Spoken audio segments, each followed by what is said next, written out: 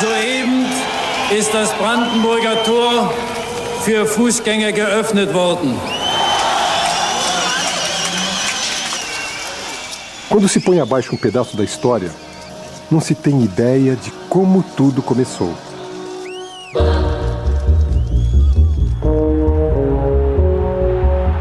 Outubro, 1917.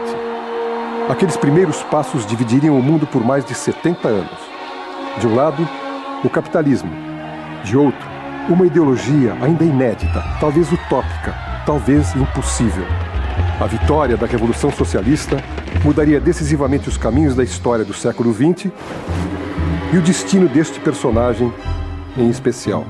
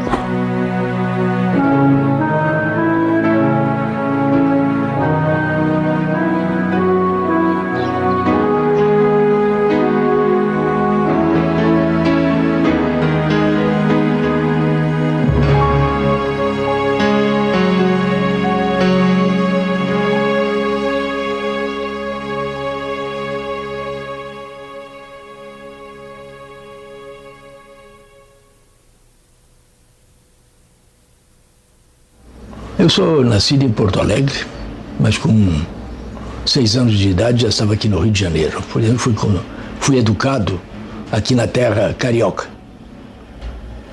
Minha mãe, minhas irmãs, era um ambiente doméstico em que vivi. Aprendi a ler e escrever com a minha própria mãe. Terminei o curso em 1915. Como major aluno do Colégio Militar. Era o segundo, portanto, o primeiro era tenente-coronel e eu era major aluno. Do Colégio Militar passei diretamente para a escola. Nesse momento eu desejava ir para o comércio, qualquer meio de ganhar a vida, porque a vida doméstica da minha mãe passava dificuldades muito grandes, porque o soldo deixado por um capitão do exército era muito pequeno, né?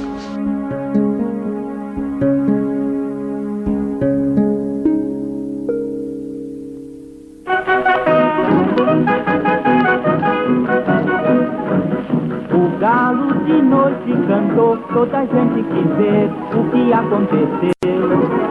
Nervoso o galinho respondeu: pá, pá, pá, pá, pá, pá, pá, a galinha morreu. Pá, pá, pá, pá, pá, pá, pá, pá, pá, pá, pá, pá, o galo tem saudade da galinha caritão. Pá, pá, pá, pá, pá, pá. O Brasil entra nos anos 20, ainda sob o impacto de suas primeiras greves gerais. Nas praias de Niterói, operários, intelectuais e líderes anarquistas fundam em março de 22 o Partido Comunista do Brasil. Arthur Bernardes é eleito presidente da República. As altas patentes do Exército dão suporte ao novo governo, mas inconformados, os tenentes lutam por reformas na Constituição. A crise marcha pelas ruas em ritmo acelerado. A insatisfação fermenta nos quartéis.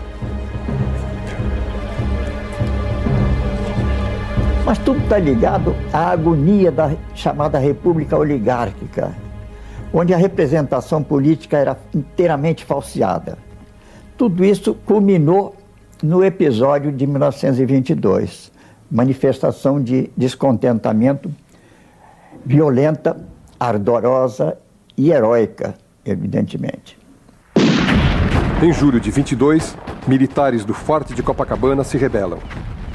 O governo é rápido e duro. Manda bombardear o forte. Dos quase 300 rebeldes, 18 saem às ruas numa marcha suicida pela Avenida Atlântica.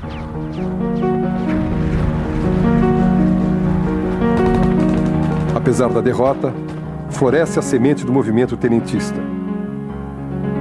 Um dos oficiais revoltosos não participou do levante de Copacabana.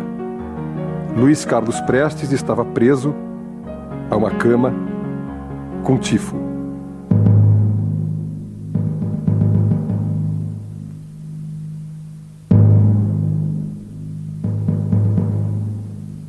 Vitimado pela repressão promovida por seus superiores, Prestes é enviado a Santo Ângelo, no Rio Grande do Sul, para supervisionar a construção de quartéis.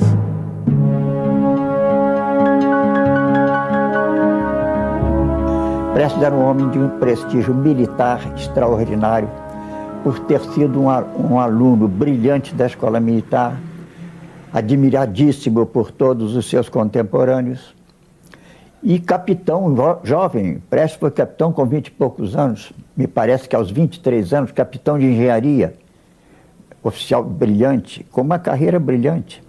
O comandante não desconfiava absolutamente de mim, porque eu era disciplinador terrível, era um Caxias, né? Dentro da unidade e disciplinado, de maneira que ele tinha inteira confiança em mim. Eu disse, aqui na companhia ninguém conspira. Eu somente terei ligações aí com os conspiradores e vou informando a vocês qual é o andamento do acontecimento, né? Pouco a pouco informarei, né?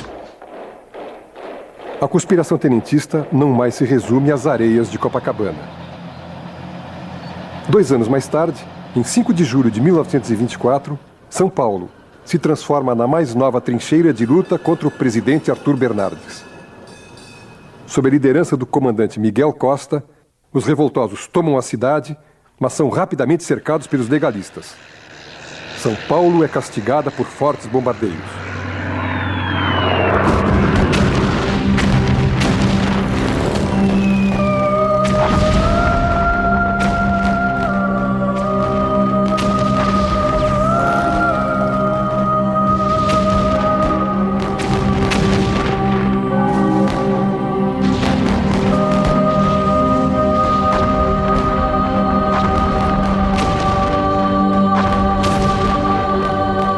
Desde o dia 9 de julho até o dia 27 para 28 de julho, mais de 100 mil homens sitiaram São Paulo.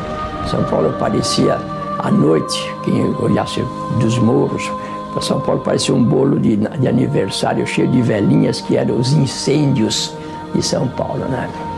Então, na noite de 27 para 28, em virtude de ser impossível continuar resistindo aqui dentro, embora a população fosse favorável ao movimento, os revolucionários resolveram se retirar. E se retiraram tão calmamente, com uma retirada tão bonita, tão bem feita, que só no dia seguinte o governo ficou sabendo que a cidade estava vazia. Os paulistas, perseguidos por tropas do governo, marcham para o oeste do Paraná. São várias colunas de soldados amotinados. A coluna Fênix, a coluna Invicta, a coluna da Morte. No sul, o jovem capitão Prestes toma o quartel de Santo Ângelo e reúne mais de 1000 homens na coluna gaúcha, a coluna da Esperança, como o povo a apelidou. Seu destino nunca mais seria o mesmo.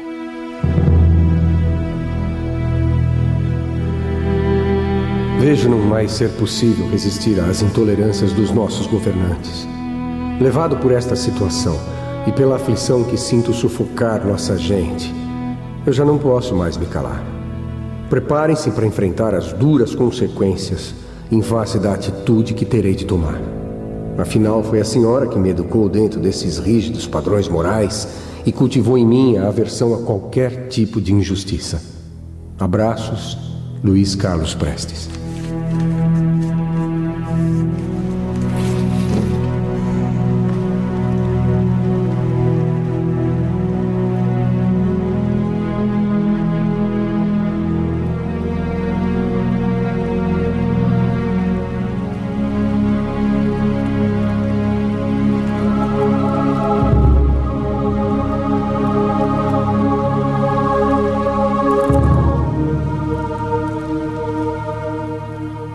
Depois de sucessivas derrotas em São Paulo, Miguel Costa estaciona suas tropas em Foz do Iguaçu. Prestes rompe o cerco no Rio Grande do Sul e se junta aos paulistas. Quando eu cheguei a Foz do Iguaçu, e só se falava, o único plano era retirar, abandonar o território nacional e passar para a Argentina. Aí eu me exaltei, né? Eu disse que não podia absolutamente aceitar, porque a minha coluna estava vitoriosa. Chegava lá vitoriosa para se unir com a coluna de São Paulo, né? E que não aceitava a derrota e passar para o estrangeiro nessas condições, porque eu não tinha nem como dirigir meus soldados vitoriosos e convidá-los para ir para o estrangeiro, né? Então o velho percebeu que, né, não era conveniente deixar gaúchos e paulistas separados. E fez como nós fazemos com o baralho, embaralhou todos, né? E constituiu uma nova organização da coluna, que ficou da seguinte forma organizada. Ele continuava como comandante em chefe, depois vinha um Estado-Maior. O Luiz Carlos Prestes era o chefe do Estado-Maior, o Juarez estava o subchefe, e 4 destacamentos comandados respectivamente por João Alberto, Siqueira Campos, Djalma Dutra e Cordeiro de Faria. Marchando, engrossaremos a coluna. A guerra no Brasil, qualquer que seja o terreno, é a guerra do movimento. Para nós, revolucionários, o movimento é a vitória. Quando a tropa estava marchando numa região em que não havia inimigo, eu, em geral, organizava a vanguarda, a tropa saía toda, e eu ficava até a retaguarda. Deixava a retaguarda organizada para cobrir a cobertura da coluna, e depois, como eu tinha um passo muito largo, né, eu ia passando por toda a coluna, e eu falava com cada soldado, para que eu conhecia todos eles pelo nome, pelo apelido, etc. E isso me dava, e eu era uma espécie de juiz de paz, né? Todas as queixas, todas as dificuldades que cada um tinha, o que necessitava, era comigo que falavam, né? E o meu nome ficou na coluna, porque em qualquer lugar que chegavam, qualquer civil, morador, que vinha falar e reclamar ou pedir qualquer coisa, o soldado mandava, o coronel Prestes que vai, resolve. Então todo mundo ia procurar, o meu nome foi ficando por aí, e daí o nome, como que a coluna ficou com o meu nome por isso, né?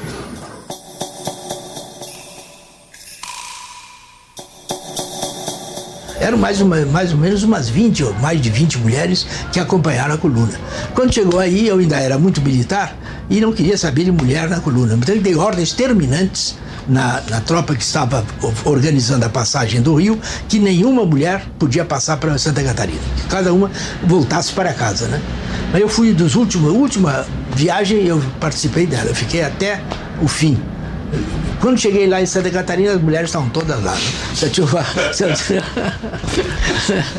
Tinham passado e o que se ia fazer? E continuaram a marcha da coluna. E foram úteis, né? É verdade que eu tive que depois fazer autocrítica, porque realmente elas não foram peso nenhum, nem prejudicaram em nada, né? Pelo contrário, foram de grande valor mesmo e ajudavam muito na cozinha, né? No cuidado dos feridos, e algumas delas, inclusive, em combate, nos ajudavam a informar sobre o deslocamento do inimigo, e alguns empunhavam até o fuzil mesmo na luta. A coluna Prestes ainda hoje gera polêmica. A coluna heróica rasga o interior do país, do Rio Grande ao Piauí, se transforma em epopeia militar e deixa em seu rastro lembranças amargas.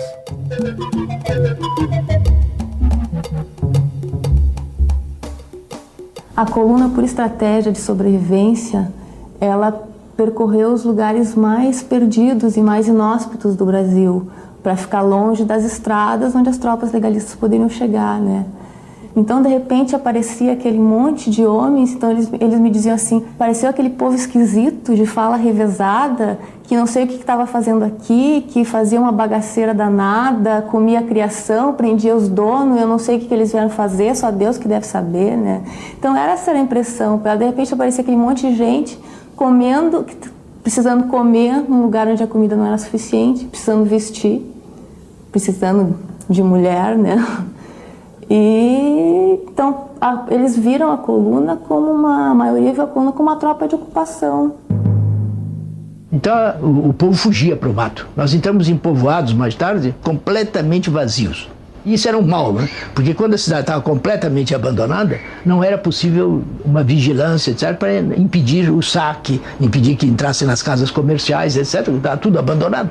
De maneira que isso aí via. Mas quando tinha população, a população era respeitada, nos recebia bem, nos facilitava tudo, fornecia mesmo víveres, alimentos, etc. De maneira que as relações eram realmente muito boas. Teve um agricultor que a mulher dele foi estuprada, ele ingressou na coluna para achar quem tinha estuprado, matou, voltou e virou um matador, morreu na prisão de Campo Grande, né? Quer dizer, a coluna acabou mudando o destino, a trajetória, a vida dessas pessoas. Existia uma brigada de disciplina dentro da coluna. Um homem que estuprasse uma mulher e ocorreram violências, ele era fuzilado. Compreende? Um homem que cometesse um roubo, que cometesse violência, e de fato um comandante que está comandando uma coluna de 1.500 homens, ele não pode ser responsável por pelo comportamento de todos. Existia uma disciplina dentro da coluna, não é verdade?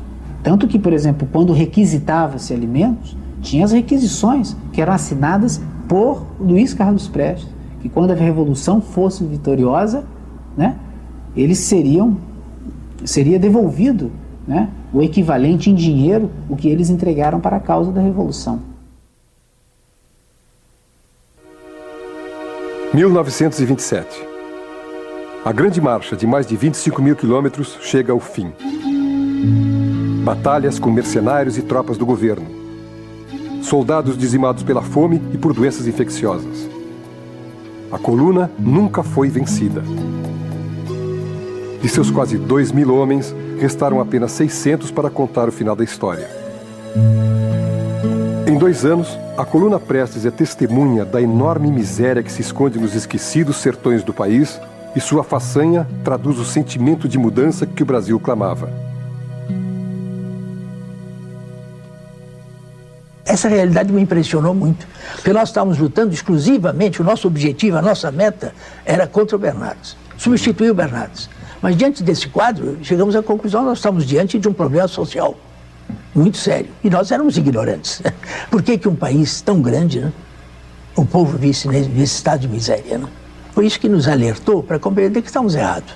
Além disso, víamos, né, que quem mais sofria com a guerra civil eram os moradores. Prestes e o que sobrou de seus homens exilam-se na Bolívia. O cavaleiro da coluna Esperança deixa de ser o bravo comandante e se transforma em lenda, em um mito revolucionário.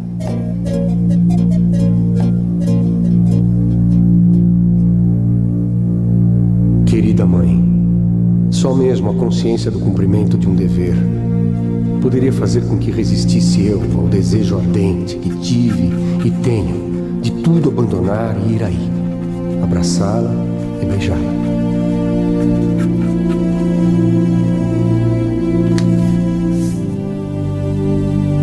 Astrogildo Pereira, secretário-geral do Partido Comunista, é um dos primeiros visitantes a bater a porta de Prestes no exílio boliviano. O jornalista traz alguns presentes em sua bagagem: artigos de Lenin e o Manifesto Comunista. Este é o primeiro contato do Cavaleiro da Esperança com o marxismo. A cuíca tá roncando. No Brasil, Washington Luiz chega ao poder com o apoio das velhas alianças.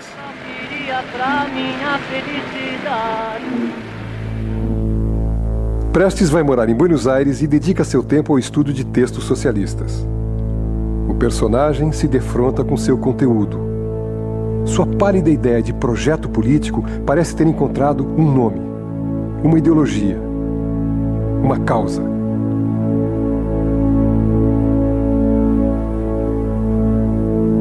E cada vez mais me convencia de que a única explicação racional que atendia à minha razão para o problema brasileiro, da miséria que havia assistido no interior do Brasil, e cuja causa eu investigava e procurava saber qual era, só encontrava realmente era no marxismo.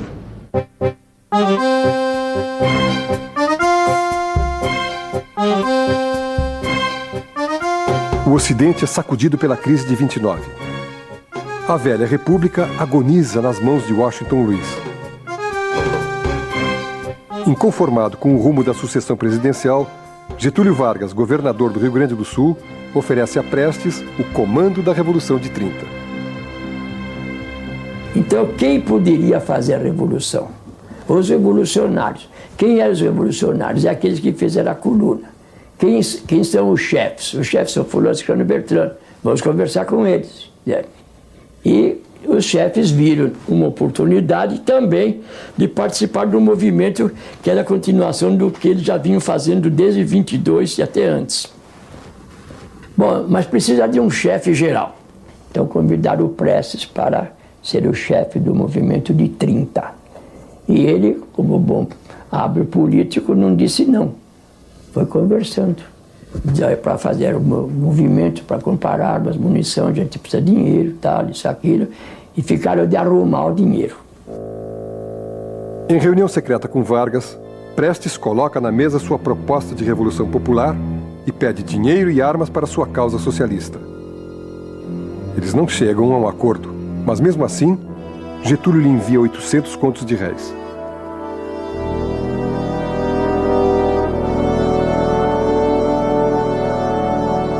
Isso que me colocou diante de um dilema muito sério, né, para a dignidade de um pequeno burguês. Né? Porque devolver o dinheiro, mas eu sabia que o dinheiro não era dele, era do Estado. Né? Não devolver, mas também ele não ia me comprar com 800 contos, né, não era isso com essa importância que ele podia me comprar e fazer mudar de posição. A minha posição estava definida.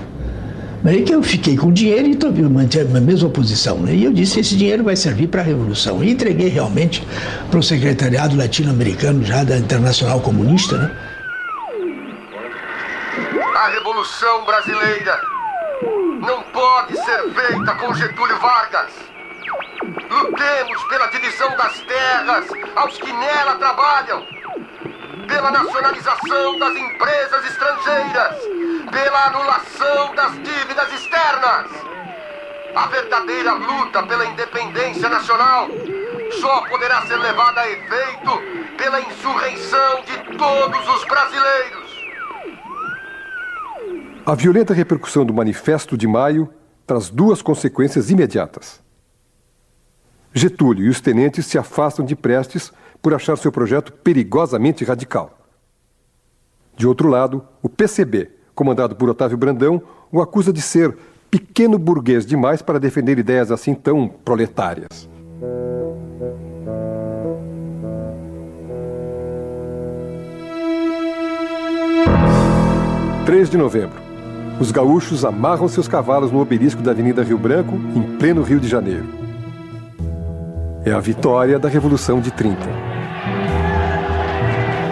Getúlio Vargas, ao lado dos mais famosos tenentes da coluna Prestes, toma o Palácio do Catete.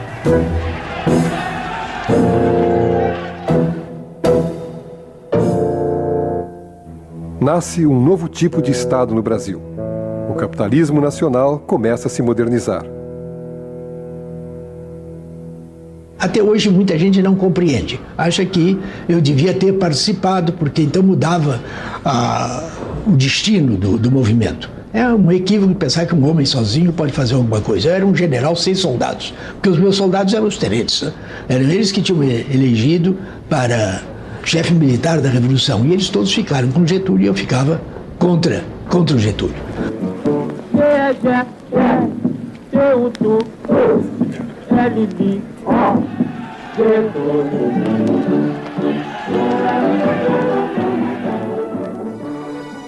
Prestes, o rebelde inflexível, isolado no exílio, desembarca em Moscou em 1931. Planeja o futuro em terras distantes. A Revolução de 30 abre frentes de inimizades eternas. A oligarquia queria Washington Luiz, que não queria Getúlio, que queria os tenentes, que não queriam o marxismo, que queria Prestes, que não queria Getúlio, que queria o poder.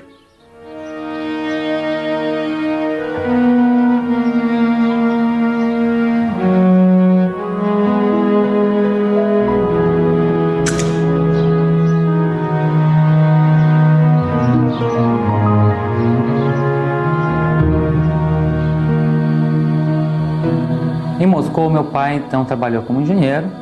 Outra função dele ele deu várias palestras criticando a coluna, analisando a coluna como um movimento pequeno burguês, que não ia levar em nada. E concretamente, o que ele fez em Moscou, realmente eu não tenho nenhuma documentação.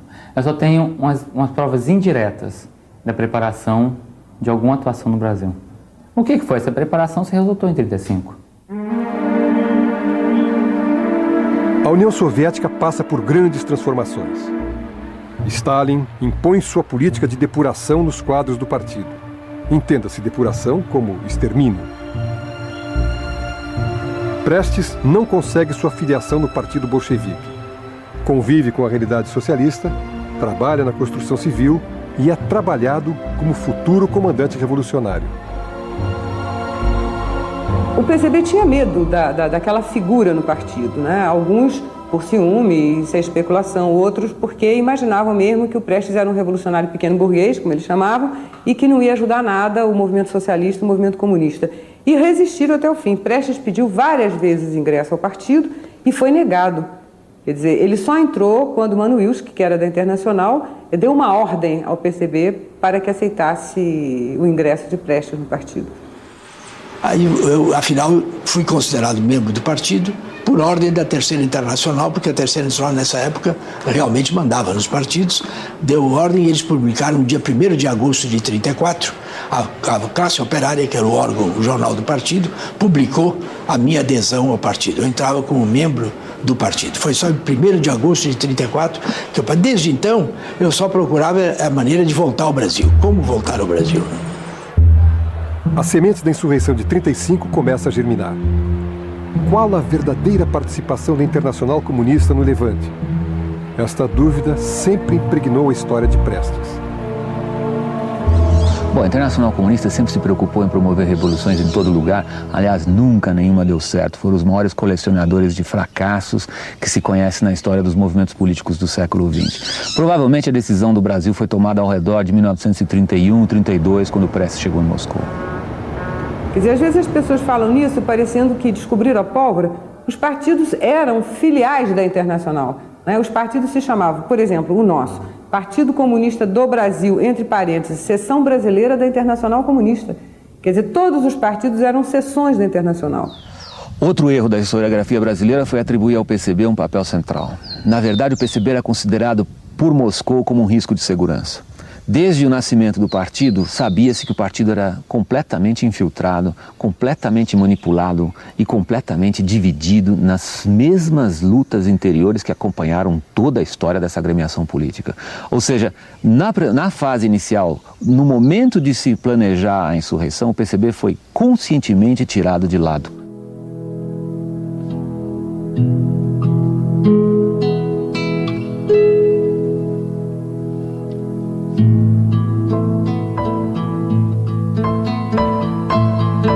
Ela era alta, uma mulher de 1,78 m, certamente parecia mais alta ainda ao lado do Prestes, que era um homem miudinho, baixinho, uma mulher de cabelos negros, de olhos azuis, e chamava atenção, sempre chamou atenção pela beleza, pelos traços físicos, além do caráter de ser uma mulher dura, uma mulher determinada, uma mulher enérgica. Chamava muito atenção, não só na juventude, na Alemanha, na União Soviética, mas aqui no Brasil também. Chamou muito atenção dos militantes do partido pela beleza física. Era uma mulher muito atraente. E é exatamente nesse momento que ela é destacada pelo Manuilsky, por Dmitry Manuilsky, que era o secretário do Comintern, para fazer segurança do Prestes na volta do Prestes para o Brasil, para a tentativa de revolução de 1935. Olga era uma agente do Serviço de Espionagem Militar do Exército Vermelho. Os soviéticos sempre foram, desde o começo, obcecados com a ideia de juntar informação confidencial. Eu acho que Olga foi mandada ao Brasil com duas funções. Uma de recolher informações de caráter geral que servissem aos interesses do Exército Vermelho. A outra, realmente, a Olga tinha uma função, não há provas documentais disso, mas o tipo de trabalho que foram efetuados por outros que estiveram nos mesmos departamentos dela mostram que uma das funções seria ter um olho sobre Prestes, sim. E a fachada que foi montada pelo Comintern é de que era um casal em lua de mel, um casal de portugueses em lua de mel, Antônio e Maria Vilar, e um casal de portugueses ricos. E gente rica se veste muito bem e viaja de primeira classe. Então, eles fazem um zigue-zague pela Europa para desviar dos agentes internacionais de polícia, de inteligência internacional, que estavam em busca dela e não dele. Ela era a pessoa procurada. E nessa viagem, no meio do caminho, na viagem de Brest para os Estados Unidos, eles dormindo na mesma cama. Champanhe, passaram antes em costureiros franceses, em alfaiates franceses, para fazer um enxoval de gente rica. Ou seja, todo o clima inspirava, e ela uma mulher bonita, ele um homem também atraente, um homem interessante, um homem com história muito forte. Aconteceu inevitável, aquilo que era uma ficção criada pelo Comintern, quando o navio atraca em Nova York, já era realidade, eles já eram de fato marido e mulher.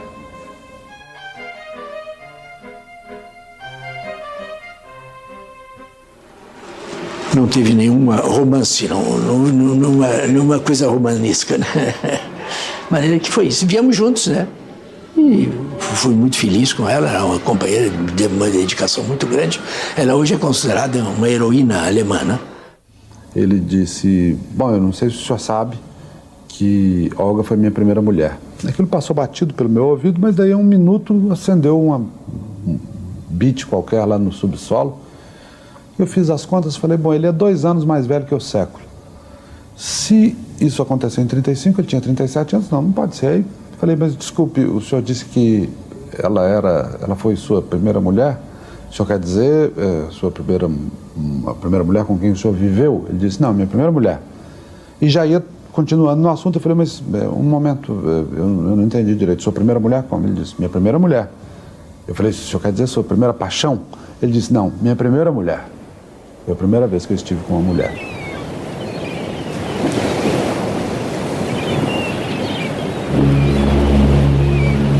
O governo brasileiro não sabia nem como é que eu tinha entrado no Brasil, né? Porque fiz a viagem clandestina pelo Pacífico, e depois do Pacífico vim a Buenos Aires, Montevidéu, e daí num avião da Latécoère, comprei uma viagem para Santos, mas antes de chegar a Santos, no primeiro pouso que o avião fez em território brasileiro, desembarquei com a Olga e aí eu não tinha nem vigilância no porto, porque não esperavam o passageiro, né? O passaporte não foi nem carimbado, carimbo de entrada no Brasil não tinha, só mais tarde que a polícia pegou esse meu passaporte. Por outro lado, a vinda de Prestes para cá, a experiência dele com a coluna, a perspectiva dele de fazer uma outra coluna, de chegar a um movimento revolucionário, a quem ele recorre? Aos tenentes. Onde era o trabalho principal do Partido Comunista? Nos quartéis, no Exército.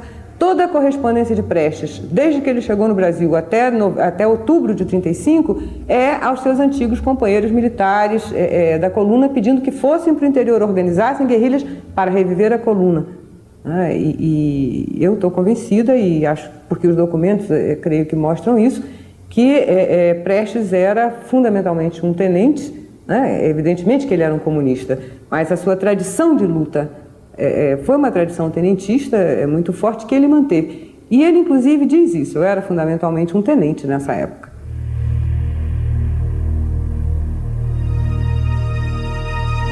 Uma grande polêmica se estabeleceu com a recente abertura dos arquivos de Moscou.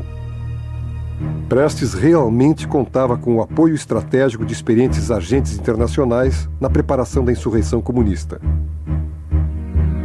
Arthur Evert, ou Harry Berger, alemão, era o chefe da organização ao lado de Prestes. Ione de Graaf, ou Franz Gruber, também alemão, era o especialista em bombas e explosivos. Rodolfo Ghioldi, argentino, era o líder latino-americano da Internacional. Bruno, ou Amileto Locatelli, italiano, era o agente designado para detonar o movimento revolucionário em São Paulo. Jules Paul Vallée.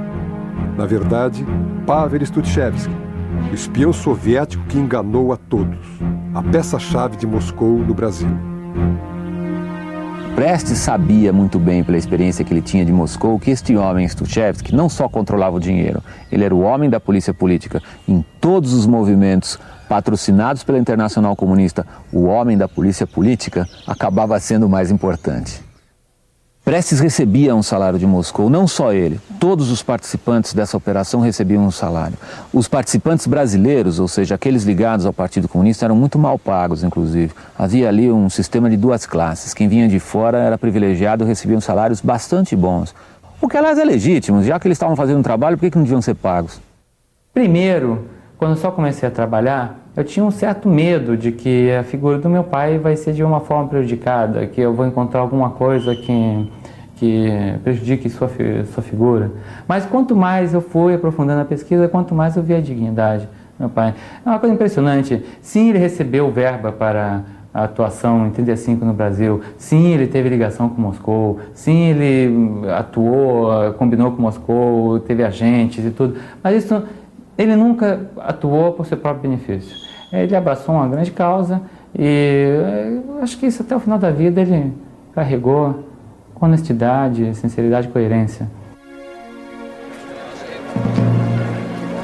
A lua de mel com os ideais da Revolução de 30 dura pouco. Alguns tenentes se desiludem com Getúlio e arreiam do poder. Em 34, a oposição e os comunistas lutam pela redemocratização do país. Um grande movimento cívico nasce com uma sigla histórica, ANL, Aliança Nacional Libertadora. O rastilho de pólvora circunda a capital federal.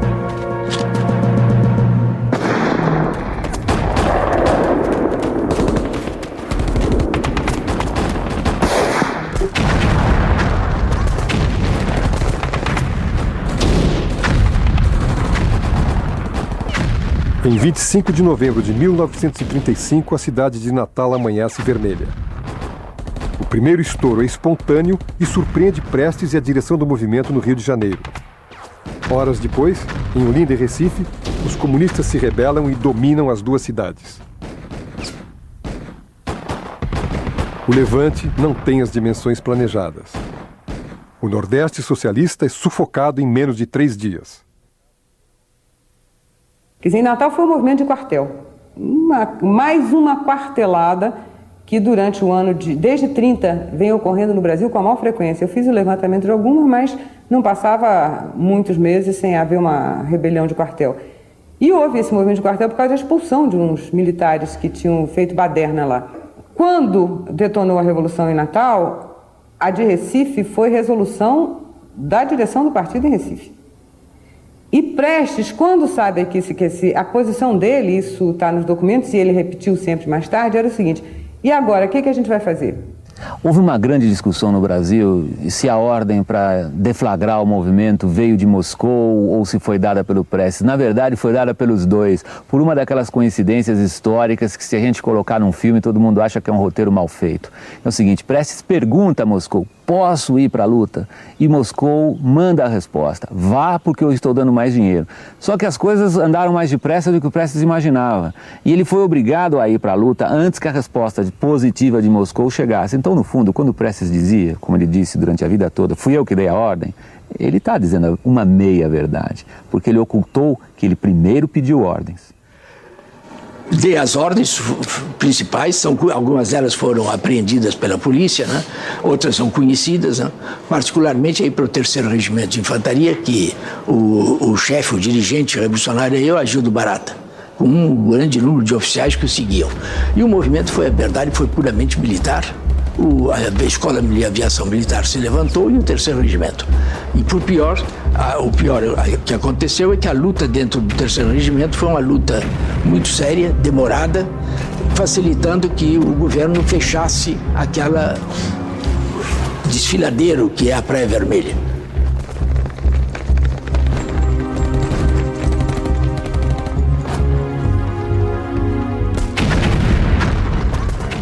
Falta apoio popular.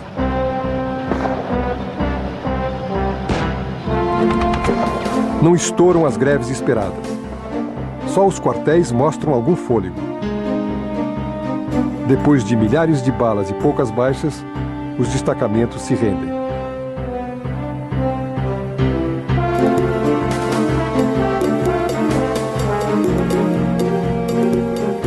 Getúlio e o serviço de espionagem inglês já sabiam há algum tempo da presença de Prestes no Rio de Janeiro. Fracassa a Revolução Comunista no Brasil. Do ponto de vista histórico, foi um desastre. Quer dizer, não só quebrou, como a gente já falou, o movimento democrático, como isolou os comunistas de uma maneira terrível e possibilitou, né, o anticomunismo graçando de uma forma bárbara.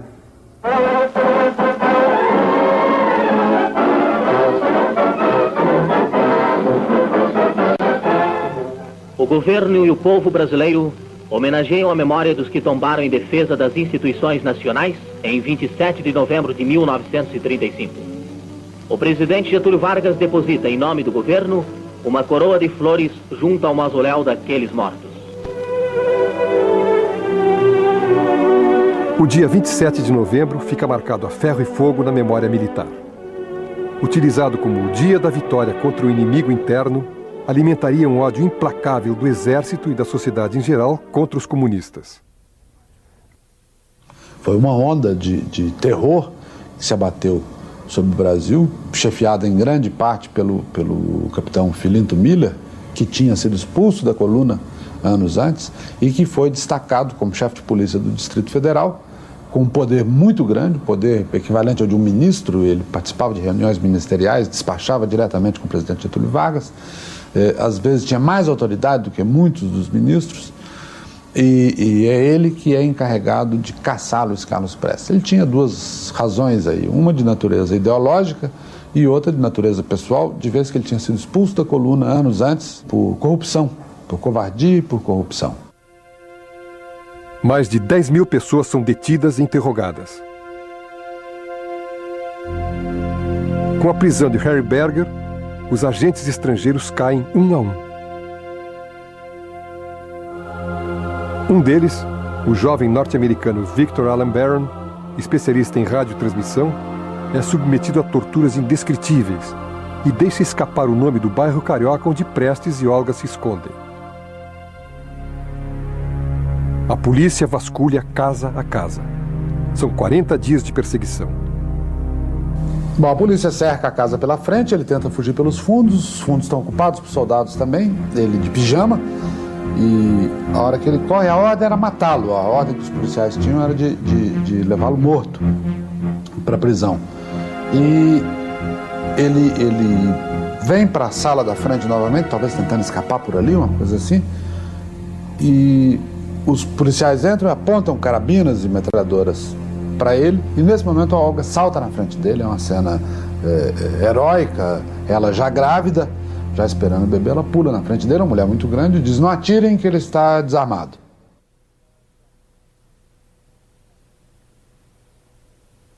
Fomos arrancados de casa, eu de pijama mesmo, de chinelos, descemos a Rua Honório, enlameada, porque havia chovido muito em todo esse período, esses 40 dias foram de muita chuva no Rio, até que me colocaram no automóvel com a Olga e fomos levados para a Polícia Central.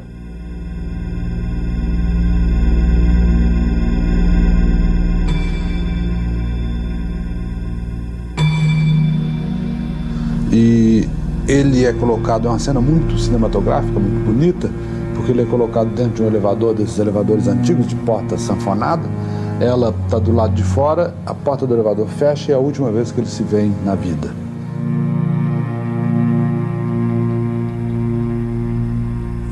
Bom, cantar, eu não avaliava que fosse uma coisa tão importante para eles. Depois de estar solta e já recentemente é que eu fui ver como realmente era importante assim uma voz cantando para quem está preso, né? Me segurava na grade e cantava. Cantava todas as canções revolucionárias, que tinha uma versão do hino nacional, que eu não me lembro, e tinha essa versão da Cidade Maravilhosa, que era Praia maravilhosa, cheia de balas mil, vermelha e radiosa, sentinela do Brasil. Por ordem de Getúlio Vargas, a judia alemã Olga Benário, grávida da primeira filha de Prestes, é deportada para prisões nazistas.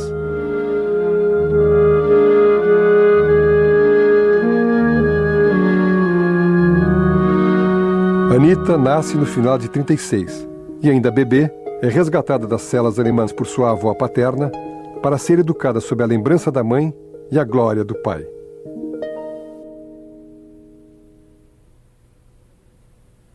Dona Leocádia, mulher de personalidade marcante, sempre socorreu Prestes em seus momentos mais críticos.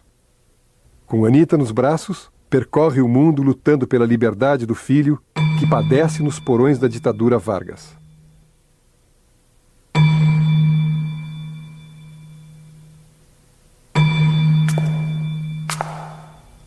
O romance de Prestes e Olga se transformara numa dramática relação de poucos momentos felizes.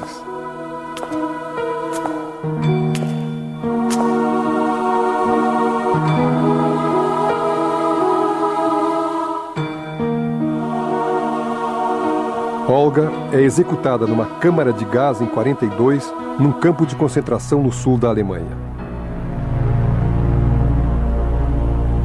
Morre sem ter notícias de sua filha.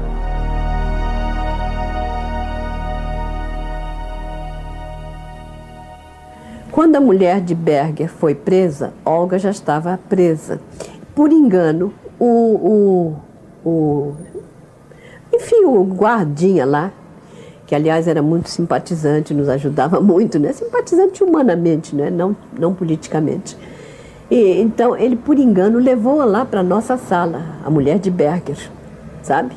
Então, nós pudemos ouvir o depoimento dela sobre os sofrimentos terríveis que eles tinham tido, ela e o marido, na polícia especial, que eram aqueles bandidos terríveis, né? Inclusive, ela mostrou os seios marcados todos de queimaduras de cigarro, né? Queimavam, torciam os bicos do seio com aquele negócio, esse alicate, né? Enfim, tudo isso ela contou ali rapidamente. Tinha chegado ali, logo uma hora depois, ou menos, sei lá, vieram buscá-la, que não era para ela ficar conosco, ela ficou isolada. Num dado momento, depois de simularem fuzilamento, depois de simularem que estava enterrando viva a mulher dele no Morro de Santo Antônio, eles enfiam um arame na uretra dele, no pênis dele, deixam a ponta do arame para fora e esquentam a ponta do arame com um maçarico para tentar fazê-lo confessar, e ele não abre o bico. Ele saiu do Brasil praticamente louco.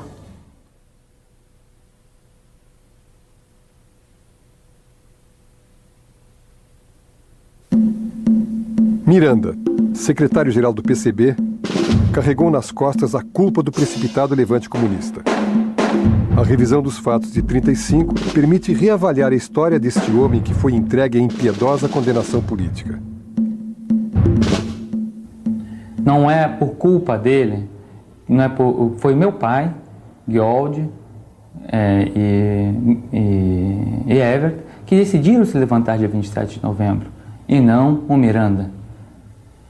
Ele nunca tirou a responsabilidade dele dos erros políticos cometidos em 35. Sempre meu pai dizia que aquilo foi um erro, foi um equívoco, foi sectarismo e tudo. Mas o que ele nunca poderia dizer é de que teve um apoio maciço da União Soviética. Garota, Elvira, Elza. Seja qual for o codinome da mulher de Miranda, ela acabou envolvida na paranoia da derrota e vítima da intolerância da direção do partido. A mulher do Miranda, a Elza, era uma moça ingênua. Ela foi condenada exatamente por causa disso. Ela circulou durante alguns dias entre a delegacia onde estava preso o marido e alguns dos militantes, e isso imediatamente a colocou como suspeita de ser informante da polícia, o que se revelou mais tarde errado, ela não era. Direção do partido, portanto, supondo que o Miranda fosse informante da polícia, acaba se vingando na mulher dele, que na verdade era uma garota, daí o apelido garota.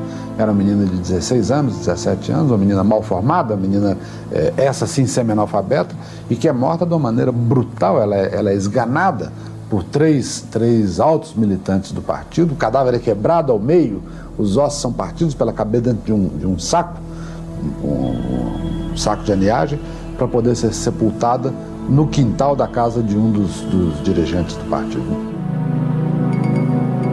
Há bilhetes manuscritos do Prestes cobrando da direção do partido a execução, que ela já tinha se decidido que ela seria morta, e eles estavam relutando, estavam adiando a execução. Há um bilhete manuscrito do Prestes cobrando a execução da menina. O assassinato de Elza é a ferida mais profunda da história do Partido Comunista do Brasil.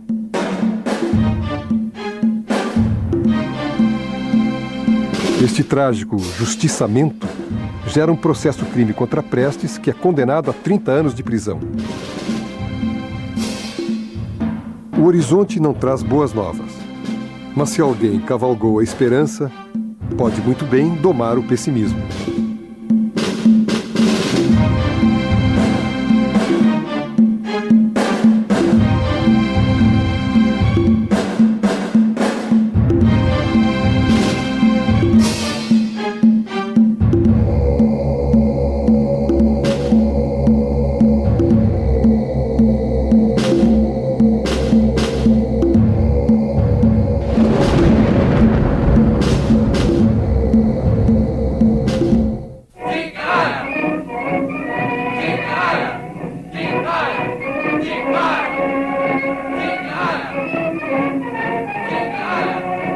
A onda nazi-fascista desembarca em nossas praias. Os camisas verdes arregaçam as mangas, liderados por Plínio Salgado, uma espécie de Führer tupiniquim, e se unem a Getúlio Vargas na destruição de um inimigo comum, o já esfacelado Partido Comunista do Brasil. Em 1938, os integralistas sentem-se traídos pela decretação do Estado Novo e apelam para uma solução de força. Tentam tomar o poder e invadem o Palácio do Catete. Poucas horas depois, 1.500 camisas verdes são presos e Plínio é mandado para o exílio em Portugal.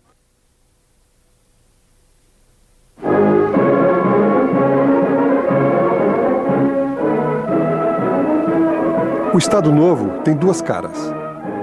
A que afaga, presenteando a sociedade com desenvolvimento econômico e novas leis trabalhistas, e a que maltrata, a fachada policialesca, que através do DIP, Departamento de Imprensa e Propaganda, isola e censura.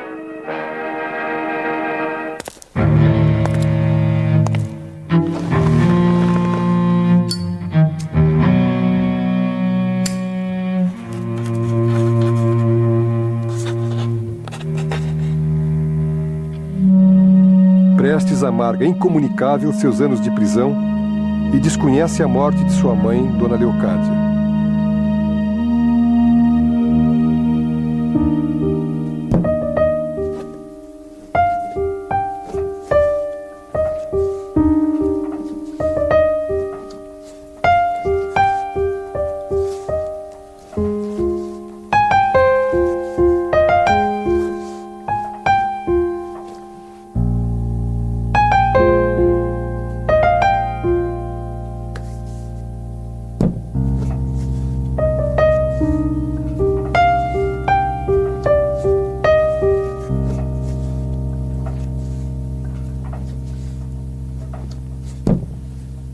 Na Polícia Especial ele me via num quartinho limpo, em que a única coisa que eu podia fazer era dar 7 passos para frente e para trás, né? E decorar todos os múltiplos de 7, porque tal era a única distração que eu podia ter aí, né? Embora eu conseguisse, através dos próprios guardas da Polícia Especial, nunca passar mais de 3, 4 dias sem jornal, né? Embora fosse proibido, eles me davam um jornal. E eu não sei como não fiquei cego, né? Porque eu cortava o jornal em coluna dupla, enrolava, e como os dias eram dias de frio, eu deitava na cama e com o cobertor, por baixo do cobertor, eu ia desenrolando e lia tudo, né? Ironicamente, um católico praticante, o advogado Sobral Pinto, defende Prestes na prisão, mesmo contra sua vontade.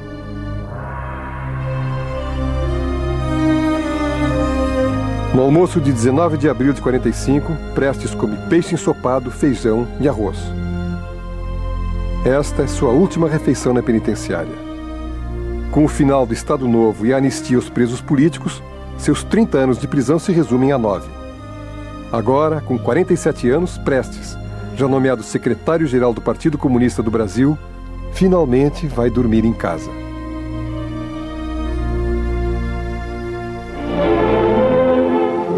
No restaurante operário do Serviço de Alimentação da Previdência Social, tem lugar o almoço ao nosso hóspede, que assim pode observar uma das grandes realizações do Estado Nacional e assim entrar em contato direto com os nossos trabalhadores. O final da Segunda Guerra Mundial revela uma época de reconciliações. Na campanha da Constituinte de 46, Prestes surpreende o país numa aliança com seu arqui-inimigo Getúlio Vargas. Como dois corpos políticos tão diferentes podem ocupar o mesmo espaço?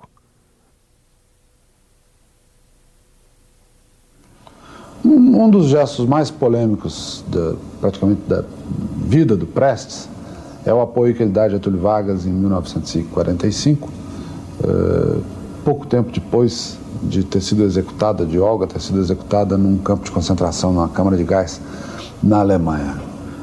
Muita gente, inclusive, deixou o partido por causa disso, figuras expressivas abandonaram o partido porque não podiam concordar com isso. Eu perguntei ao Prestes, num depoimento gravado, o que é que o tinha levado àquilo. Ele respondeu sem triunfalismo e também aparentemente sem nenhum arrependimento, com uma frase. Ele disse: os interesses do povo estavam acima das minhas tragédias pessoais.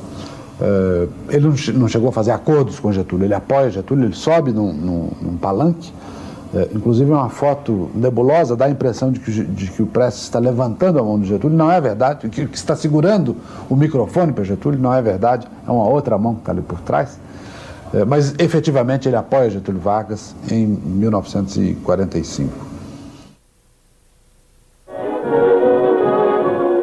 Filhos de operários utilizam-se dos brinquedos instalados na Quinta da Boa Vista durante as festas comemorativas do Dia do Trabalho. Aproveitando o 1º de maio... O Partido Comunista respira pela primeira vez a legalidade. O PCB prepara-se para a estreia nas urnas da Constituinte. Prestes ensaia sua nova fase, o contato com o público, que só o conhece através de seus polêmicos manifestos e pela lenda em torno de seu nome. Quando Prestes saiu da prisão, ele veio para um comício aqui em São Paulo, a 15 de junho de 1945. Eu morava na Avenida Angélica e vi uma grande movimentação de pessoas no Pacaembu. Não era dia de jogo de futebol. Que movimentação é essa? Aí eu quis saber o que era, fui até lá. Eu morava perto, desci no Pacaembu, cheguei no portão, perguntei a uma pessoa: o que é isso aqui, esse ato? Isso é um comício. E eu não sabia o que era comício. Aí entrei e disse: é o Prestes. Eu nunca tinha ouvido falar no Prestes. Nunca. São Paulo a Luiz Carlos Prestes, marco decisivo na marcha para a democracia. Pablo Neruda, o poeta do Chile, senador em seu país pelo Partido Comunista, veio a São Paulo especialmente para assistir ao comício. Neruda escreve a sua saudação ao povo brasileiro.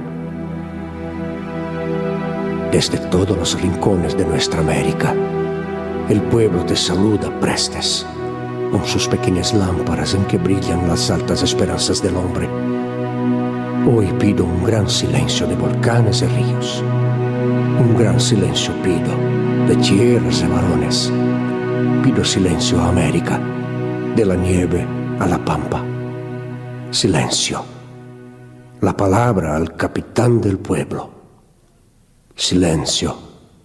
Que el Brasil hablará por su boca.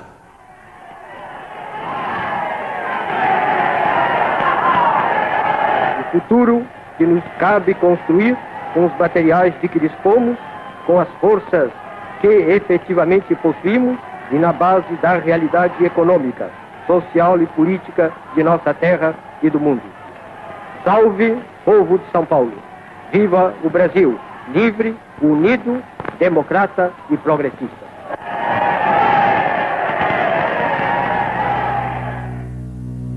1946.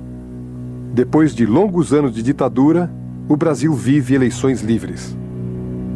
Prestes é o senador mais votado do país e a bancada comunista reúne 15 nomes, entre eles o escritor baiano Jorge Amado. O PCB inclui na nova Constituição a lei de greve e a Declaração dos Direitos Civis. O partido cresce a olhos vistos.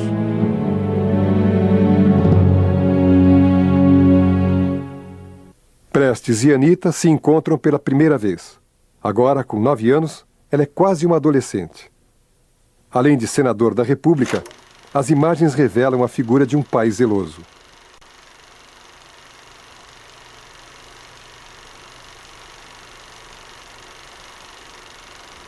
A legalidade dura um minúsculo ano. Em maio de 47, o registro do PCB é cassado por uma armadilha jurídica e os comunistas mergulham em profunda clandestinidade. O Tribunal Superior Eleitoral, por 3-2, no dia 7 de maio de 47, colocou o Partido Comunista fora da lei por esse argumento. Sendo o Partido Comunista do Brasil, era seção de um partido internacional. E esse partido internacional tinha a sede em Moscou. E em Moscou só há um partido, de maneira que nós éramos contra o pluripartidarismo, por mais que disséssemos que eram a favor, esteja no nosso programa, o pluripartidarismo. Foi um ato arbitrário, sofístico, né? Vergonhoso para o Tribunal Superior Eleitoral. Somente 2 juízes votaram contra. De repente, vem a Guerra Fria, o partido é colocado outra vez na ilegalidade, os comunistas caçados, perseguidos. Então a tendência é uma guinada de 180 graus. Aí vai-se agora para a mais restrita clandestinidade, preparação outra vez de uma guerra civil, não é? É a total falta de contato com a realidade. O sucessor de Vargas, general Gaspar Dutra, comparece ao baile das bruxas e é implacável na nova temporada de cerco aos comunistas. 55 dirigentes são eliminados. A Guerra Fria faz voo rasante sobre o Brasil.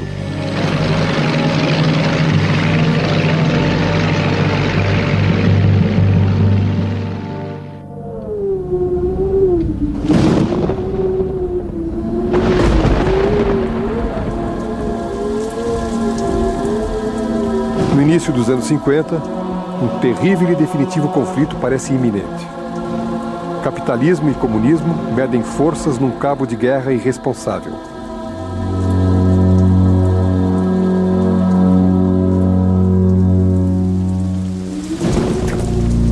A direção do PCB, na ânsia de preservar seu secretário-geral, transforma Prestes em clandestino dentro de seu próprio partido.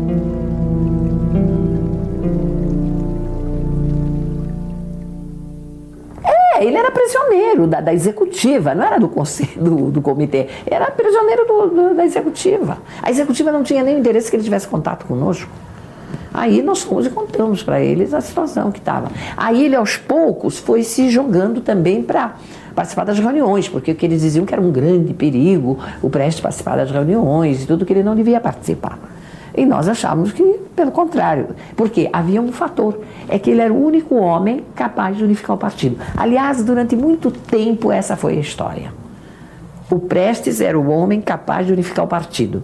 Então, em função disso, a gente passava a mão em muita coisa que ele fazia, assim, de ponto de vista ideológico, político. O PCB, na ilegalidade, lança em 1950 o Manifesto de Agosto, um panfleto radical de incentivo à luta armada. Este pequeno manual contém regras inacreditáveis: a ridícula imposição de casamentos entre militantes e a proibição de conversas com trotskistas. A enorme popularidade do partido começa a escorrer por entre os dedos. Em agosto de 50, a publicarmos um manifesto bastante esquerdista em que chamávamos o povo já para a luta armada, que era o manifesto de 1º de agosto de 1950, que causou um grande mal a toda a nossa atividade, que isolou o nosso partido das grandes massas populares, porque era também inviável, né?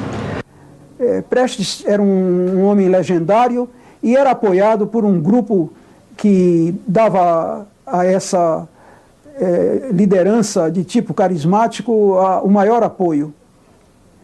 E também eram lideranças com pequena capacidade de avaliação política, tão sectárias como o próprio Prestes. Prestes, nos momentos cruciais, fazia avaliações errôneas e tomava decisões, não raro desastrosas, para a causa a qual se dedicava e para os seus seguidores. Em resumo, era um episódio brasileiro do fenômeno mundial do stalinismo. Prestes foi um stalinista empedernido. O halterofilismo, a ginástica e a modelagem física têm nos rapazes seus principais praticantes. O sexo frágil, porém, começa também a entregar-se a exercícios físicos com iminente perigo para a hegemonia dos tarzãs do asfalto. As decisões do PCB se mostram nulas. A luta armada não passa de um delírio e a opção pelo voto em branco faz o partido passar em brancas nuvens.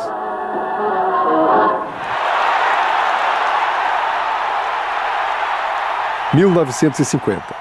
Getúlio Vargas investe seu segundo mandato presidencial na industrialização do país. O petróleo e o aço são nossos. Apesar da enorme popularidade, Getúlio sofre todo tipo de pressão, de Carlos Lacerda aos comunistas. Colocado entre a renúncia e a morte, Getúlio não vacila.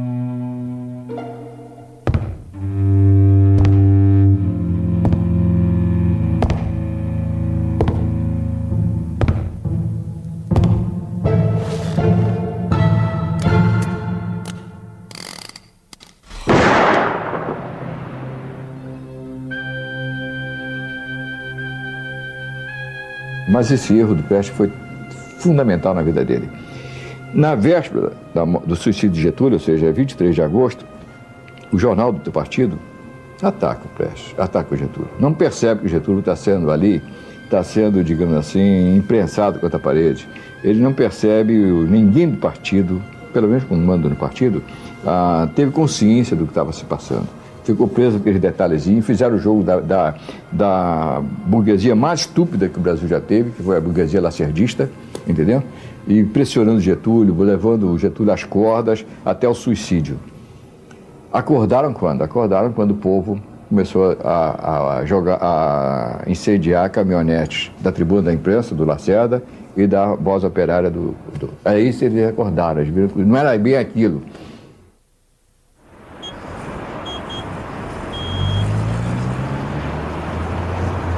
Durante a década de 50, Prestes vive de aparelho em aparelho, ainda na ilegalidade. O destino não lhe dá outra chance de escolha. A causa e a vida pessoal moram lado a lado. Ele agora tem uma nova companheira. Eu conheci o Prestes de um aparelho clandestino. Fui designada para tomar conta de uma casa sem saber quem era que vinha chegar para morar conosco. Isso foi em São Paulo, nos anos 50, no bairro de Jabaquara. E à noite, nessa casa que eu fui designada, estava limpando uma escadaria de mármore para terminar os preparativos para a chegada para o novo hóspede. E ainda não tinha terminado quando ouvi a campainha tocar e encostei o balde assim junto à escada e fui abrir a porta. Quando entrou aquele homem baixo, de chapéu, que na minha imaginação eu achava que o Prestes era um homem alto, só de ouvir falar pelas histórias que contavam, da sua bravura, tanto na coluna como na prisão, e eu imaginava que ele fosse um homem forte, alto, assim. E depois que conheci, fiquei meio decepcionada com o tamanho dele. Não foi esse negócio de primeiro beijo, essa coisa, não houve nada disso. E eu fazia dentro de casa mesmo, tomava conta dele. Ele aumentava o rádio, eu ia lá, baixava. Ele abria a janela, a cortina para olhar na rua, eu ia lá atrás dele brincando. Então era isso que ele viu, que eu era muito severa com ele. Foi quando ele propôs casamento, porque eu era rigorosa com ele, né? E aí eu caí das nuvens, né? Eu casar com um dirigente do partido, quem sou eu? O velho gostava muito de Madre Silva, Jasmim Estrela, rosa vermelha e rosa amarela. Então, geralmente, as casas que tinham terreno, ele trabalhava fazendo um gramado. E no meio desse gramado fazia uma cova e a gente plantava sempre uma roseira vermelha, aquela príncipe negro, e a rosa amarela, rosa chá, se não me engano. Que quando começava a florescer, ele ficava lá admirando as rosas, que gostava muito das rosas.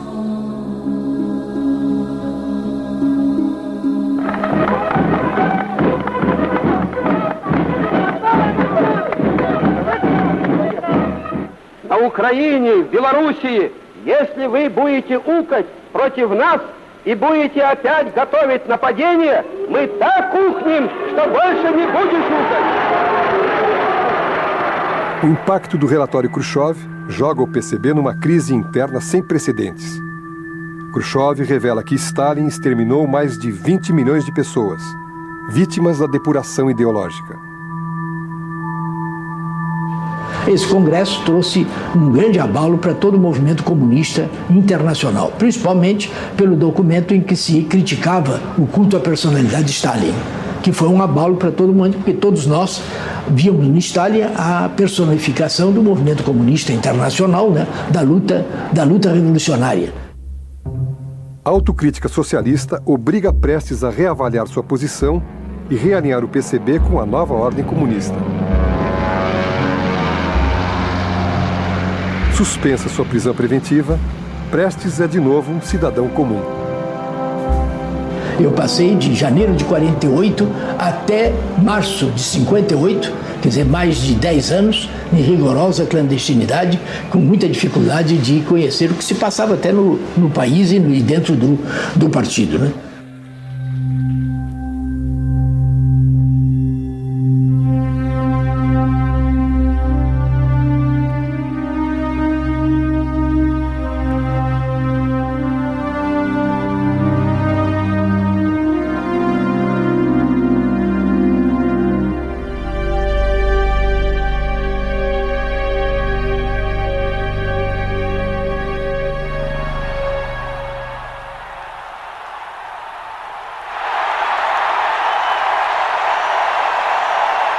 Em 1955, o Brasil renasce de espírito desarmado. Juscelino Kubitschek inaugura Gordines, abre o país ao capital estrangeiro e faz seu sonho se erguer no Planalto Central.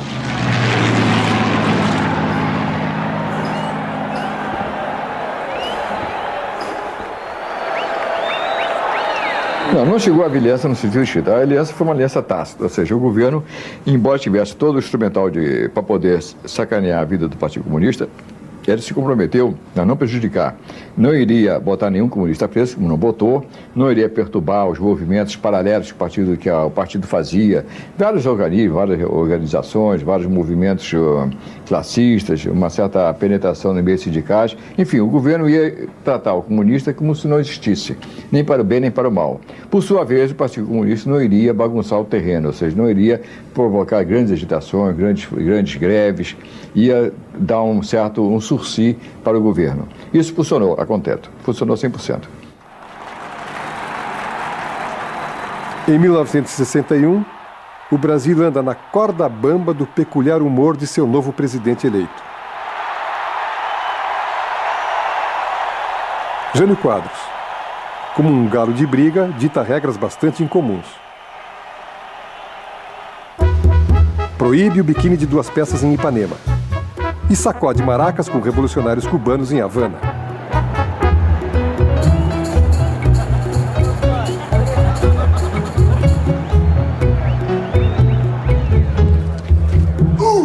O conservador Jânio transforma 4 anos de poder em poucos meses de desilusão.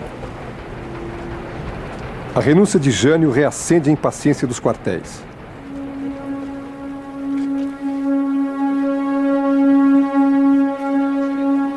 Para esta nova crise institucional é servida uma solução caseira. Meio parlamentarismo, meio presidencialismo. João Goulart e Tancredo Neves dividem a mesma cadeira. Hoje é o grande dia da democracia. É o grande dia da liberdade. é o grande dia da independência. Aqui estamos para levar aos lares de São Paulo... 1962. O parlamentarismo tem vida curta e não resiste à crise. Um plebiscito confirma Jango na presidência da República e aguça o desejo nacional por mudanças e conquistas sociais. Ao presidente constitucional, eleito por você, por nós, que representamos o povo, o senhor João Goulart. Dentro de mais alguns instantes, os telespectadores verão... Por que não se desencadeou logo um processo transformador naquela hora? Eu chego à conclusão que nós éramos uns inexperientes. Éramos, no fundo, muito jovens. Nos faltava um conhecimento mais a fundo das coisas, das pessoas, né, das realidades, porque eu acho que a história nos deu aquele momento de bandeja e passou.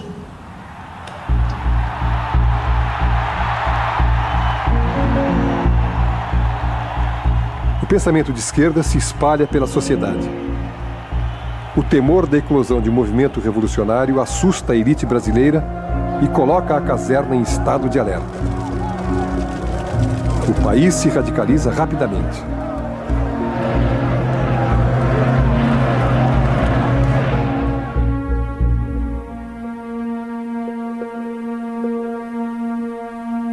Já nesse interim, a burguesia brasileira, né, com medo da classe operária, que vinha obtendo grandes vitórias, e grandes aumentos salariais, a inflação crescia, a situação econômica também já entrara em estancamento e em retrocesso, aproveitaram toda essa situação para, com o dinheiro do imperialismo, preparar o golpe militar de 1964.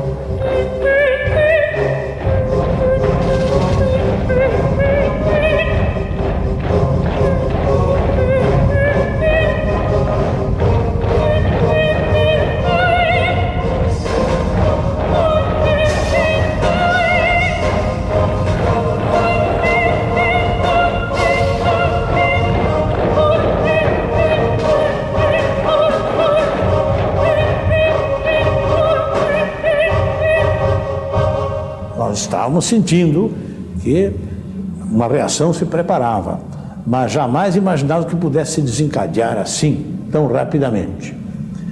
Tanto isso é verdade, que não houve resistência ao golpe, praticamente. Tudo caiu como um castelo de cartas. Porque eu penso que a direita, o golpismo, não tinha condições de tomar o governo, de dar aquele golpe. Foi a nossa inconsciência, foi o nosso despreparo, a nossa ingenuidade foi o que permitiu a eles darem o golpe. Chegaram, empurraram a porta, ninguém pediu nada, entraram. Dali um pouco tinha mais 2 portas, empurraram as outras 2 portas, não tinha ninguém também, entraram. E assim foi o que ocorreu.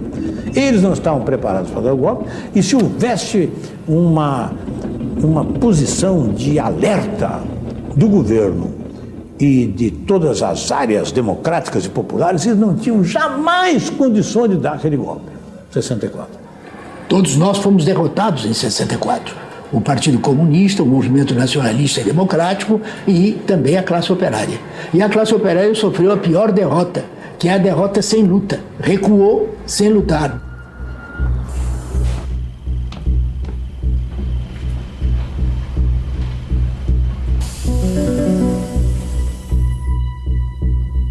Logo após o golpe de 64, a varredura policial encontra grande quantidade de documentos guardados na casa de Prestes. Entre eles, as polêmicas cadernetas, que mais tarde se verificou serem registros sem importância. Ele é acusado de ser um descuidado arquivista do partido e de superestimar a capacidade de resistência de Jango aos militares. A esquerda novamente faz uma leitura equivocada do momento político e sucumbe ao golpe. Eles então levaram tudo que o Prestes tinha. Foi 2 caminhões lotados. Tudo. roupa de criança.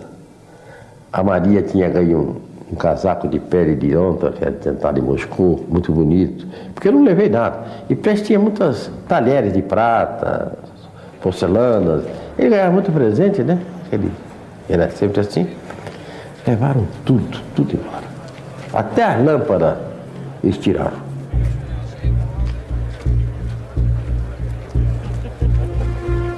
Submerge o comunista mais procurado do país. Prestes abre o álbum fotográfico da polícia.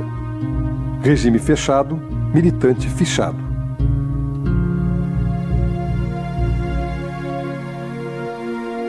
Luiz Carlos Prestes, agora com mais de 60 anos, é pai de mais 9 filhos. Ermelinda, Rosa, Mariana, Zóia, Paulão, João, Luiz Carlos, Yuri, Pedro.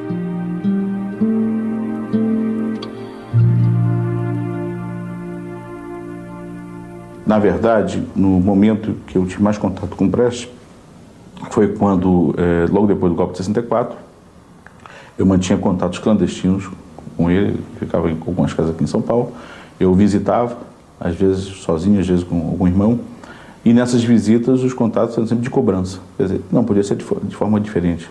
Sempre. E eu era o irmão, o filho que, na verdade, substituía, porque era o mais velho, entendi, em Vila Mariana.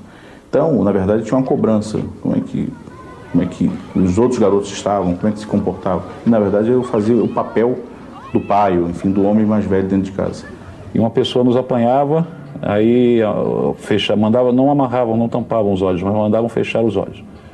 E nós íamos com os olhos fechados até o local onde estava meu pai. E aí ficávamos um dia e meio com ele. Tinha um ponto, lá estava o motorista esperando, entrava no carro, às vezes vendava os olhos, às vezes não, aí levava para o sítio. Chegava lá geralmente à noite, aí ficava 1 ou 2 dias, depois ia embora. Geralmente a gente estava em São Paulo e vinha para o Rio.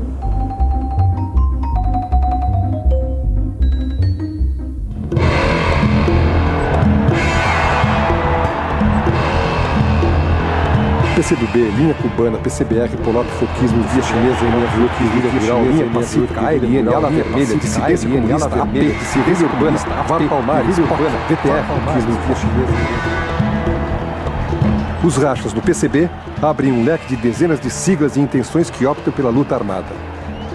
O Partidão, convicto, defende a ideia de resistir ao regime militar através das vias pacíficas.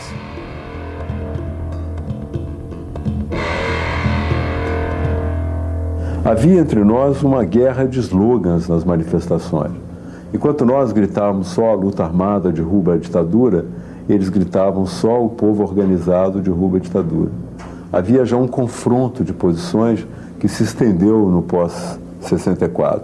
De um lado, o Partido Comunista Brasileiro continuando a afirmar o caminho pacífico e o desenvolvimento da luta pacífica, e de um lado, nós dizendo que a luta pacífica tinha fracassado, que a única maneira de derrubar a ditadura era a luta armada. E isso a partir de uma análise do fracasso de 64, a partir de uma análise também que começava a ocupar espaço nas nossas cabeças do sucesso da Revolução Cubana.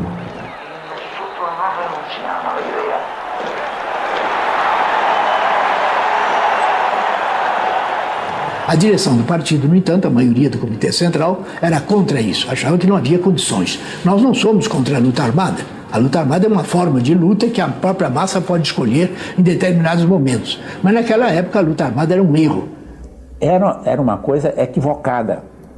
Uma coisa equivocada. Inclusive pelo seguinte, porque o senso comum indica que você não deve travar a luta no terreno em que o inimigo é mais forte. Não é verdade? Se eu não tenho arma e não tenho gente armada, nem treinada para armar, eu vou desafiar o exército, Forças Armadas, para lutar comigo? Isso é um contrassenso.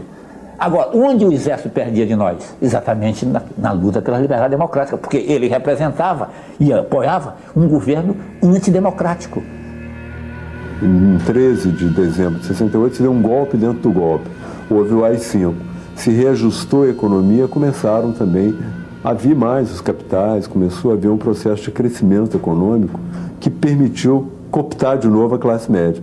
Então aquela classe média que estava assustada com a ditadura militar, insatisfeita, depois, um pouco mais adiante, já era praticamente quase a mesma classe média que dizia Brasil, ame ou deixo, que já estava embalada no mito do milagre econômico brasileiro.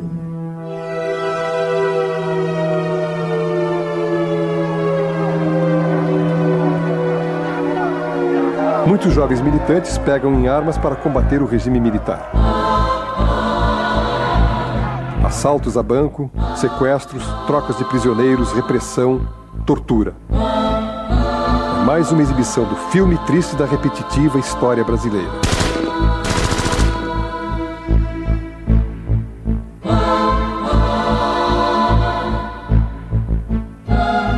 A justificativa oficial dá conta que estamos vivendo uma guerra civil e que existem baixas dos dois lados. Mas seja qual for o nome da guerra, todas as vítimas têm direito a um nome sobre seus túmulos. Não é preciso colocar uma pedra sobre o assunto, mas sim uma lápide sobre os corpos.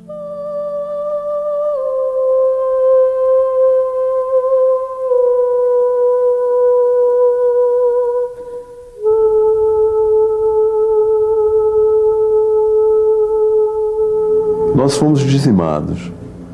As organizações chamadas revolucionárias perderam muitas pessoas, parte delas foi para a cadeia e parte foi para o exílio, sendo que essa parte para o exílio substancialmente salva naquele processo de sequestro. Sequestrava-se um embaixador, soltava-se um número de pessoas. Depois sequestrava-se outro, soltava-se um número um pouco mais. Dessa maneira nós conseguimos salvar, digamos, 120, 130 pessoas. Mas sucede é que, se eles que desafiaram o regime para a luta armada tiveram essa repressão, os outros que não desafiaram tiveram também, e foram assassinados, foram torturados, foram liquidados, sob a cobertura de que é uma guerra e eles são a mesma coisa. Eu me lembro, quando eu fui preso, o cara falava, isso é farsa, vocês fazem a mesma coisa, eles são os companheiros de vocês e vocês fingem que um discorda de outro, mas vocês estão na mesma, como pretexto de poder nos torturar e nos liquidar. Essa que é a verdade, porque veja bem, o negócio é complexo, não é um general que decide, vou torturar e matar as pessoas, tem que ter no país clima que justifique aquilo.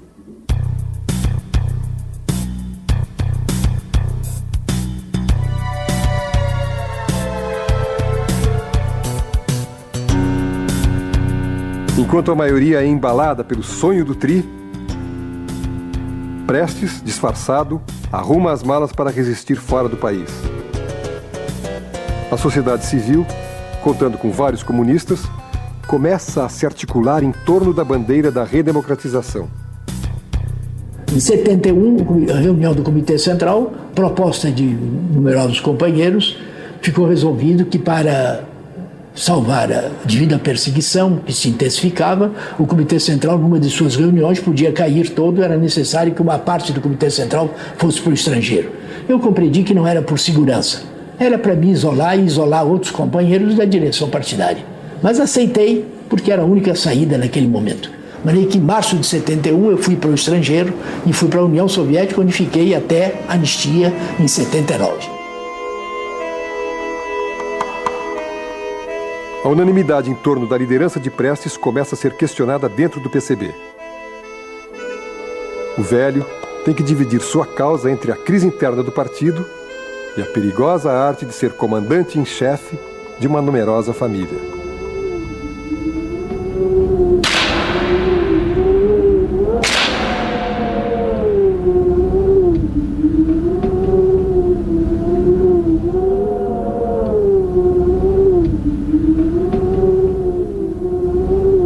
As mãos enrugadas de Prestes no trato das rosas têm que suportar o frio de mais uma temporada de exílio na União Soviética.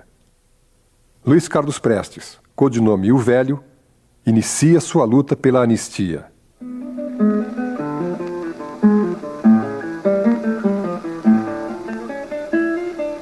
Eu peço a todos, portanto, que me acompanhem num brinde pela vitória da democracia no Brasil e nos demais países vizinhos da América Latina. Я поднимаю этот тост за будущую победу демократии в Бразилии и во всех странах Латинской Америки. Foram os melhores 10 anos da minha vida foram em Moscou, em convivência com a família e com o velho junto.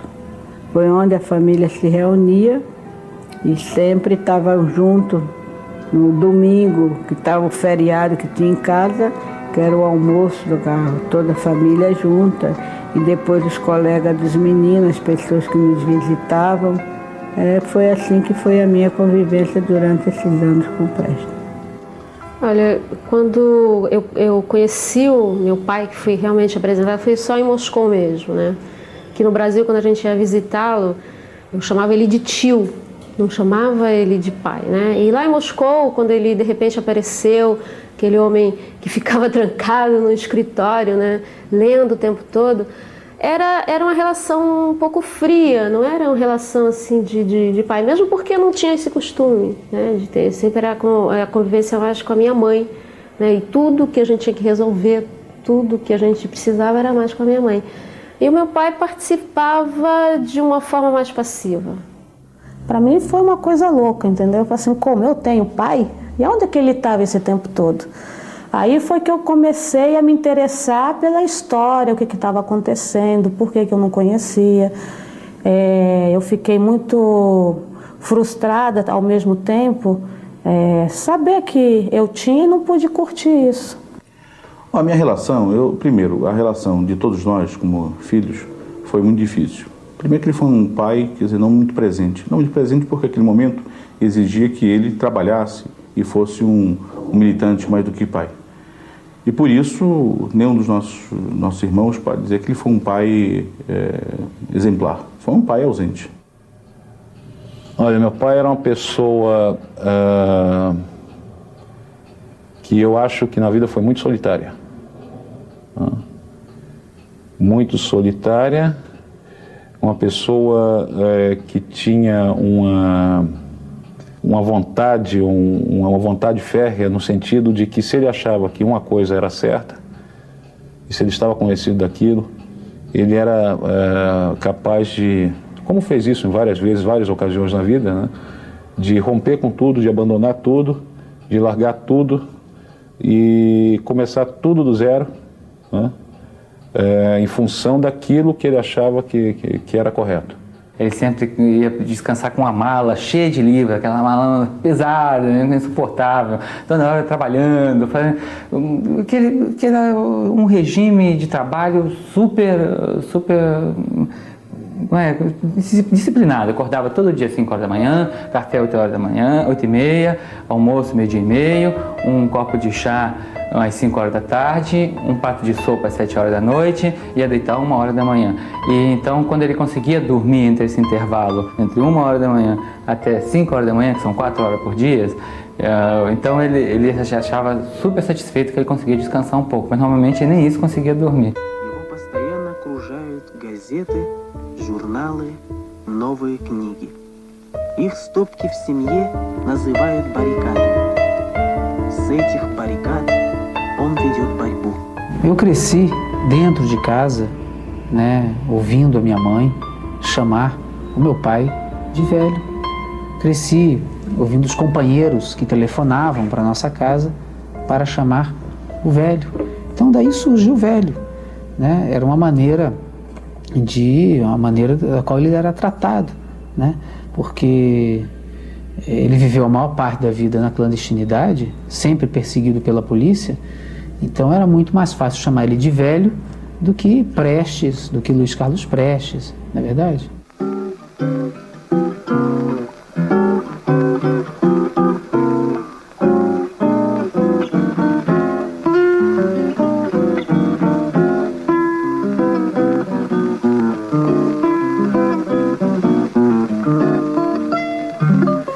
Assim, olha só, ele nunca fez isso comigo e com os netos ele ficava brincando, ficava engatinhando pela casa com as crianças, sentava no colo, pegava os livros, lia, entendeu? E com a gente ele nunca fez isso, nunca teve oportunidade de fazer. Lembro do episódio quando eu estava fazendo um filme sobre ele e ele me proibiu de filmá-lo. eu filmei, continuei filmando. Ele estava indo embora para o Brasil. Isso era 1979, eu estava fazendo esse filme. Ele proibiu de filmar, eu filmei, ele despediu-se de todo mundo, mas eu pensei que ele não ia se despedir de mim, mas de repente ele veio, me abraçou e disse: eu quero te parabenizar porque você fez justamente aquilo que eu te proibi. E na vida, né, se nós achamos que nós temos que fazer alguma coisa, por mais que alguém proíba, nós temos que ter determinação para fazer aquilo que a gente acredita.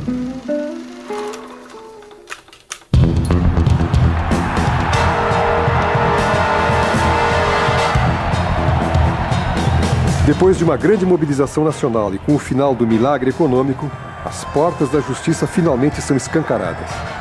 A anistia, em 79, permite a volta dos que nunca deveriam ter ido.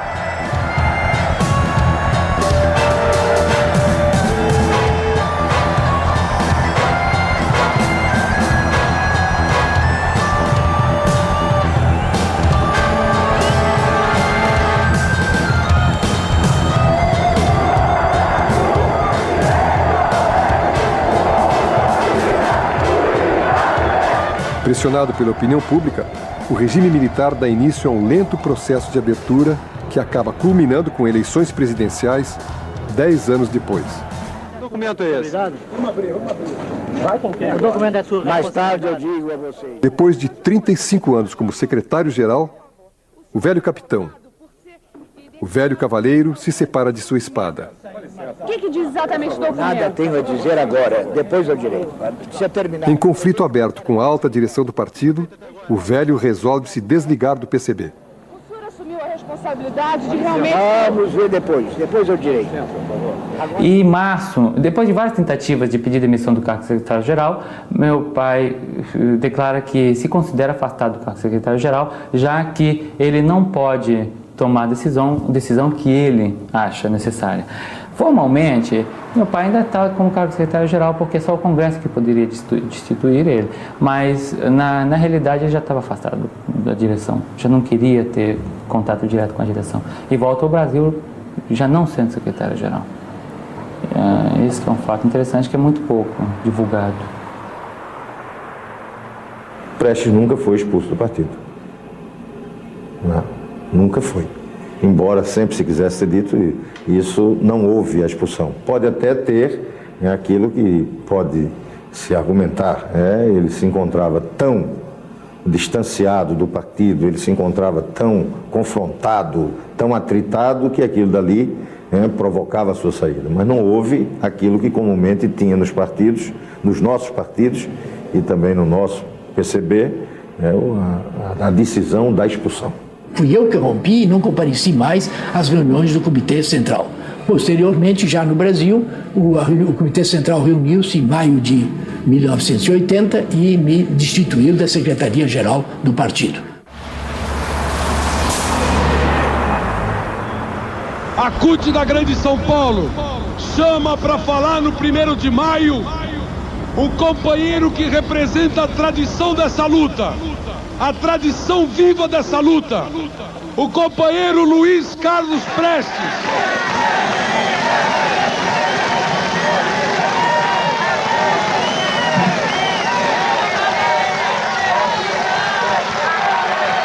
Eu e meus amigos comunistas revolucionários e não oportunistas, saudamos o povo do ABC.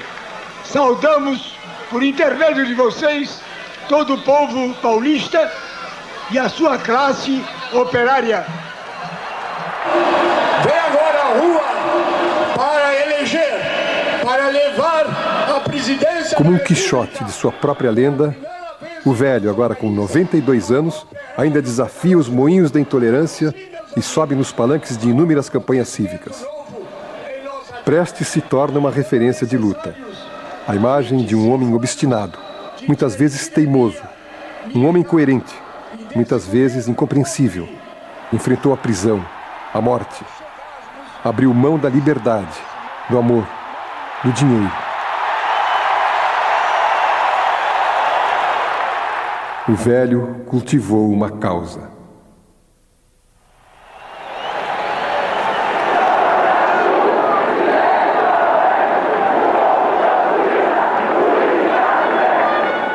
Para mim, o que pesou muito também foi que, quando ele já estava no hospital, e os médicos falaram que ele não ia passar do dia 5 de março. E dia 5 de março é meu aniversário. Entendeu? Então, esse dia, para mim, no 1990, foi assim uma coisa terrível, né? Assim, o velho morrer no dia do meu aniversário, pronto, né? E aí ficamos todos lá no hospital e eu lembro, ele já não falava mais, mas estava consciente, só que não conseguia falar. E quando eu cheguei e falei que era eu que estava ali com ele, ele apertou minha mão bem forte, eu senti que ele estava me desejando feliz aniversário. Foi a única pessoa que me deu feliz aniversário aquele dia. Todo mundo tinha esquecido do meu aniversário e ele, eu acho que foi a única pessoa que lembrou. Entendeu? E eu estava na hora, no hospital, a hora que ele faleceu, né? Eu vi o último suspiro dele, dia 7 de março.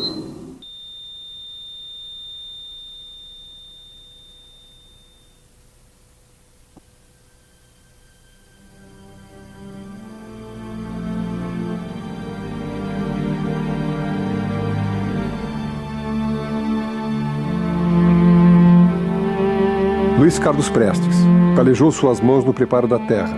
Viu com seus próprios olhos a planta crescer, frutificar. Surpreso, assistiu o céu se fechar em nuvens negras sobre sua cabeça e a tempestade carregar seu sonho para outro lugar. Não aqui, não agora. Talvez um dia, como qualquer outro dia.